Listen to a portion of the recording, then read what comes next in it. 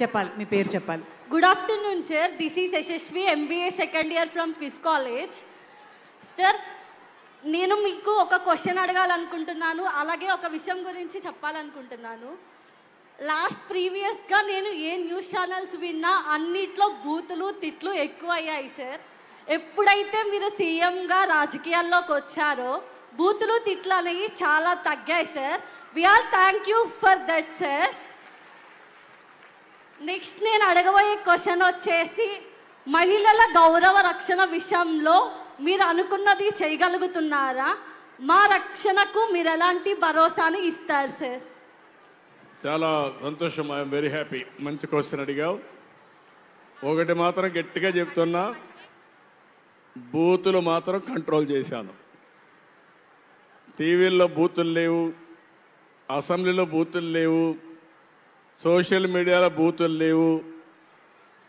ఎవడైనా బూతులు మాట్లాడితే మాత్రం మీరు ఉండవలసిన ప్లేస్ మీ ఊరు కాదు, ఉండాల్సింది ఎక్కడుండాలో చూపించే బాధ్యత తీసుకుంటాం. ఎవడు చేసినా వదిలిపెట్టడం, అది కంట్రోల్ చేసాం. ఒప్పుకుంటారా?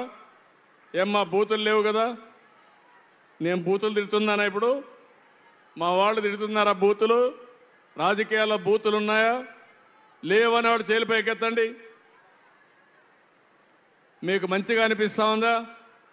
అనిపిస్తే గట్టిగా చప్పట్లు కొట్టి ఆశీర్వదించండి. ఇది కావాల్సింది. సమాజంలో సభ్యత ఉండాలి. మన పిల్లలకు మనం నేర్పించేది సభ్యత. ఆ సభ్యత లేనప్పుడు బూతులు తిట్టుకుంటే చాలా భావితరాలు కూడా నాశనం అయిపోయే పరిస్థితికి వస్తారు. రెండో విషయం మీరు అడిగారు, ఒక విషయం ఇది కూడా చాలా ముఖ్యం మనందరికీ. ఆ విషయం ఏంటంటే ఆడబిడ్డల భద్రత. గడిచిన 5 సంవత్సరాల్లో మీకు జరిగింది ఒక్కసారి ఆలోచిస్తే, ఒక గంజాయి అనేది రాష్ట్రంలో ఒక పంట అయిపోయింది. ఎక్కడికక్కడ గంజాయి తయారు చేయడం, ఆ గంజాయిని ఎగుమతి చేయడం, వేరే ప్రాంతాలకు పంపించడం. ఇక్కడ కూడా గంజాయి ఎక్కడ పోయినా స్కూల్లో కాలేజీల్లో ఏ సెంటర్లో చూసినా గంజాయి ఉండడం. నేను ఎన్నికల్లో మీ అందరికీ ఒక మాట చెప్పాను, నేను అన్ని పనులు కష్టపడి చేయగలుగుతాను, కానీ గంజాయికి అలవాటు పడిన వాళ్ళు అడిక్ట్ అయిపోతారు. ఆ గంజాయి కానీ తీసుకోకపోతే ఉండలేరు, పిచ్చి పడుతుంది వాడికి. ఒక తాగుబోతుకి సాయంత్రం అయితే తాకపోతే ఉండలేడు. అలాంటిది గంజాయి అయితే ఇంకా చాలా వరకు నర్వస్ కూడా హిస్టేరిక్ అయిపోతాయి. అలాంటి విషయం కూడా మీకు చెప్పాను నేను. గంజాయి కానీ డ్రగ్స్ కానీ రెంటికి అలవాటు పడ్డారు మన రాష్ట్రంలో. ఇప్పుడు మీరు చూస్తున్నారు, నేను ఒక ప్రత్యేకమైన వ్యవస్థ తీసుకొచ్చాను, ఈగలనే వ్యవస్థ తీసుకొచ్చాను. గూగుల్ మ్యాప్లో చూస్తున్నాను, ఎక్కడ గంజాయి పంట ఉందో చూసి దాన్ని ఐడెంటిఫై చేసి మళ్ళా డ్రోన్లు పంపించి ఎక్కడ ఎగ్జాక్ట్ స్పాట్ ఉందో అక్కడ చూసి పంట వచ్చే లోపలనే దాన్ని నాశనం చేస్తున్నాం. వాళ్ళను కూడా గట్టిగా శిక్షిస్తున్నా. పూర్తిగా పోయిందంటే నేను చెప్పను, మీ సహకారం కూడా నాకు కావాలి. ఇంకా చాలా ఎఫర్ట్ పెట్టాలి. అలవాటు పడినటువంటి వ్యక్తి తక్కువ ఖర్చు పెట్టి ఎక్కువ బండి ఇస్తున్న డబ్బులు వస్తాయి. అలాంటప్పుడు ఏం చేస్తాడు? నేను ఎంత గట్టిగా ఉన్నా పండిస్తున్నాడు, దొంగతనంగా అమ్ముతున్నాడు. ఒక పటిష్టమైన యంత్రాంగాన్ని తయారు చేశారు రహస్యంగా. ఒకడు తయారు చేస్తాడు, ఒకడు కొంటాడు, ఒకడు రవాణా చేస్తాడు, ఒకడు రిసీవ్ చేసుకుంటాడు. అన్నీ కూడా కోడ్ భాషలు వెళ్ళిపోతూ ఉంటాయి టెక్నాలజీలో, ఎవరికి అర్థం కాని భాష. దీనివల్ల బ్రేక్ చేసుకుంటా వస్తున్నాం. అందుకే ఇంకో పక్క డ్రగ్స్ కూడా కంట్రోల్ చేస్తున్నాం. మూడో విషయం చెప్తున్నాం, కొంతమంది ఆడబిడ్డలంటే చాలా ఈజీగా తీసుకుంటున్నారు, ఇష్టానుసారంగా బిహేవ్ చేస్తున్నారు. నేను ఒకటే వాళ్ళందరికీ చెప్పేది, నువ్వు మత్తులో చేసిన, గంజాయి మత్తులో చేసిన నీ వెన్నెముకలో భయం ఉండేట్టుగా చేసే బాధ్యత నాది. కబద్దార్, జాగ్రత్తగా ఉండమని హెచ్చరిస్తున్నా. ఆడబిడ్డల్ని వేధించే వ్యక్తులు, ఆడబిడ్డలపైన అత్యాచారాలు చేసే వ్యక్తులు, ఈరోజే ఒక యాప్ కూడా తీసుకొచ్చాం. ఆ యాప్ ద్వారా కంట్రోల్ చేస్తాం. ఆ యాప్ పేరు కూడా మనం పెట్టింది శక్తి. శక్తి అనే యాప్ పెట్టాం. మీరు ఒక్క మెసేజ్ ఇస్తే 8 నిమిషాల్లో 7 నిమిషాల్లో ఎక్కడున్నా ఎత్తుక్కుంటా వచ్చే బాధ్యత కూడా పెట్టాం. దీంతోనే ఆపను. ఎవరైనా సరే ఇష్టానుసారంగా చేస్తే వాళ్ళ జీవితంలో అదే చివరి రోజు చేసే పరిస్థితి వస్తుంది. కబద్దార్, జాగ్రత్తగా ఉండమని మరొకసారి హెచ్చరిస్తున్నా. ఈ మహిళా దినోత్సవం పవిత్రమైన దినోత్సవం. నా ఆడబిడ్డలకు ఇచ్చే భరోసా ఇది. మీరు స్వేచ్ఛగా తిరిగే పరిస్థితి రావాలి. సమాజంలో మీ గౌరవం పెరగాలి. పెరగాలంటే మనం కూడా గట్టిగా ఉండాల్సిన అవసరం ఉంది. నేను చేయాల్సిన పని నేను చేస్తాను. కానీ మిమ్మల్ని అడుగుతున్నా, అధైర్యపడద్దండి, భయపడద్దండి. ఎవడైనా ఇలాంటి వ్యక్తులుంటే, ఆటకాయలుంటే వాళ్ళందరినీ బంధుత్వమో కులమో మతమో చూడొద్దండి. వాళ్ళు స్త్రీ శక్తికి వ్యతిరేకులు. అలాంటి వ్యక్తుల్ని మాత్రం సమాజం నుంచి వెలివేసే బాధ్యత మీది. దొరికితే ఏం చేస్తారో మీరు చేసి పోలీసులు పట్టించండి. నేను ఆ మాట కూడా వాడుతున్నా. భయం అనేది ఉండాలి, భక్తి అనేది ఉండాలి. ఈ రెండూ లేకపోతే ప్రాబ్లమ్స్ వస్తాయి. నేను కూడా ఒకప్పుడు మీరు చూసుంటారు, ఇక్కడ గుంటూరులో ఒకసారి ఈ మారిగా జరిగింది. ఒక ఆడబిడ్డ పైన 20 టీములు వేశాను. 3 రోజుల్లో పట్టుకురమ్మన్నాను. దీనికి భయపడిపోయి ఊరేసుకొని చనిపోయాడు. చచ్చిపోతే మంచిదే అయింది అనుకున్నా. ఎందుకంటే ఆడబిడ్డల్ని చెరబట్టిన వాడు ఎవడో మంచివాడు కాదు. అలాంటి ఉద్దేశాలే మంచిది కాదు. ఈ విషయం మీరు గుర్తుపెట్టుకోవాల్సిందిగా నేను కోరుకుంటూ, ఈరోజు మీకు హామీ ఇస్తున్నా, ఒక అన్నగా ఒక తమ్ముడుగా మీ భద్రతకు భరోసా నాది. అలాంటి వ్యక్తుల పట్ల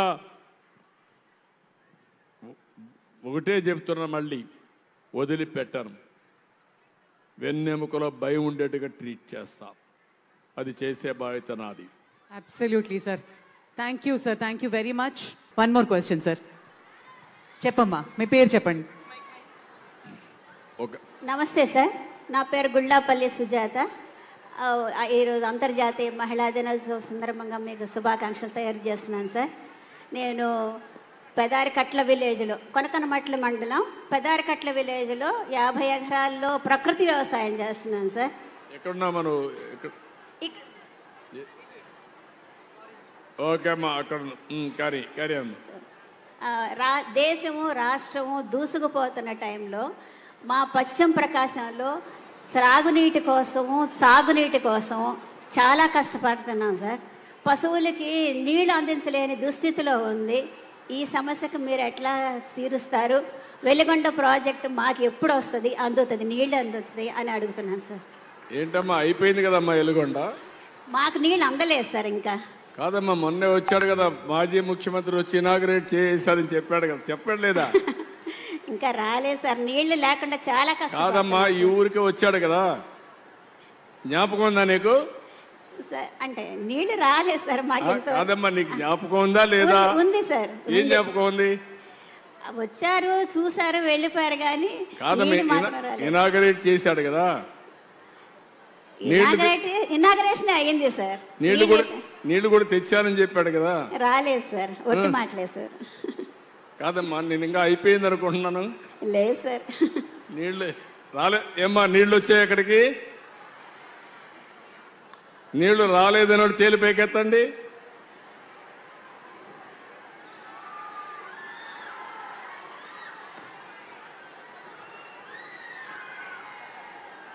ఏంటమ్మా, అయితే ఆయన చెప్పిందంతా ఒట్టి మాటలేనా? ఇలాంటి వాళ్ళని ఏం చేయాలి చెప్పండి? నీళ్లు ఇవ్వకుండా నీళ్లు ఇచ్చానని చెప్పేవాళ్ళని ఏం చేయాలమ్మా?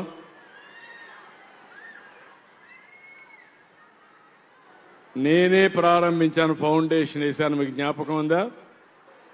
96, 97లో ఈ ప్రాంతానికి వస్తే అందరూ నన్ను వచ్చి అడిగారు, సార్ మాకంతా కూడా వెలుగొండ ప్రాజెక్ట్ ఇవ్వండి, శ్రీశైలం నుంచి నీళ్లు దండి, ఒకవేళ నీళ్లు లేకపోయినా 4-5 ఏళ్లకు ఒకసారి మీరు ఒక్క తడిగాని ఇవ్వగలిగితే, ఒక్కసారి నీళ్లు తెస్తే మాకు ఈ కరువు పోతుందని అప్పట్లో అడిగారు.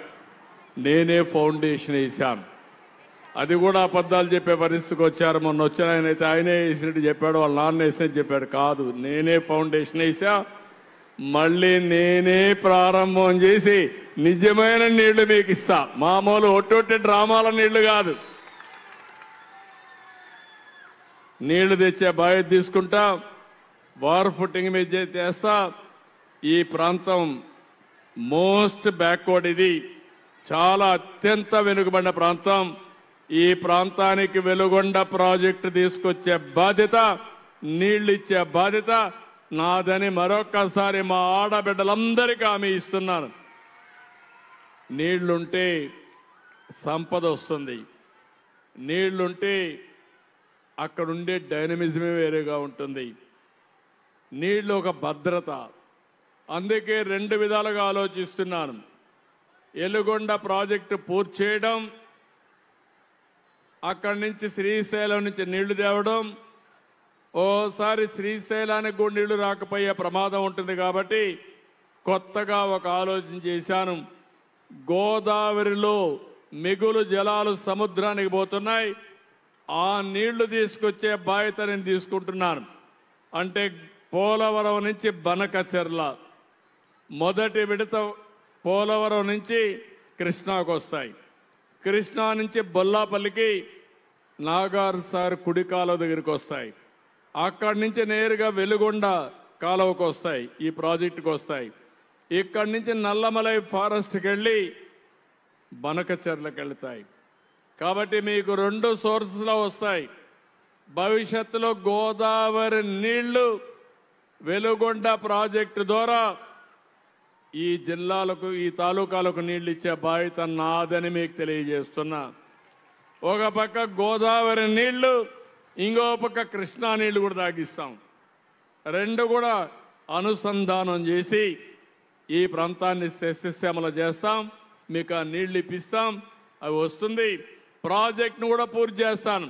నీళ్లు తేవడమే కాదు, అసలు ప్రాజెక్టు పూర్తి కావాలి. ఇక్కడ చాలామంది ల్యాండ్ ఎక్విజిషన్లో భూములు పోగొట్టుకుని ఉన్నారు, వాళ్ళకి నష్టపరిహారం ఇవ్వాలి. అదే మరి R&R ఇవ్వాలి.